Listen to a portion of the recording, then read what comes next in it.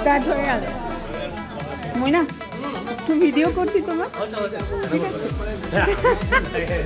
তুমি কিছু কিনা সেটা আমি জানি না, শুধু এই জায়গাটা আমি নিজের গলাটা দিই।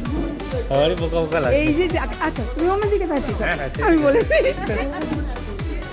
সামনে যাকে দেখছেন তাকে মনে হয় যে ইউটিউবের যারা ইউটিউবার বা আমরা যারা তাদের পছন্দ করি তাদের মধ্যে একজন মৈনাক ব্যানার্জি।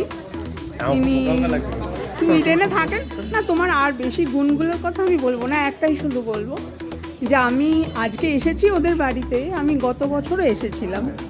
তো গত বছর মানে মৈনাকের ভদ্রতাবোধের কোনো তুলনা হয় না, সেরকম অনেকেই থাকেন, কিন্তু ও একটু আলাদা।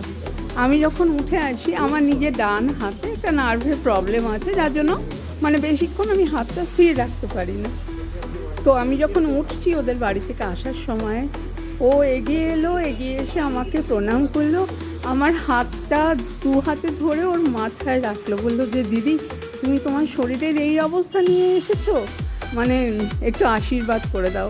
বলে আমি আশীর্বাদের যোগ্যই নই, যদিও তুমি যদি মনে করো আমি 1000 1,00,000 তারপরে অর্বুদ তর্বুদ যত হয় আমি ততগুলো আশীর্বাদ করব, তোমরা ভালো থেকো।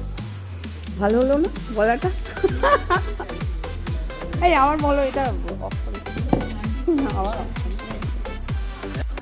আগেরটা তো মানে হয়নি, কোথা থেকে কি টিপেছিলাম কে জানে।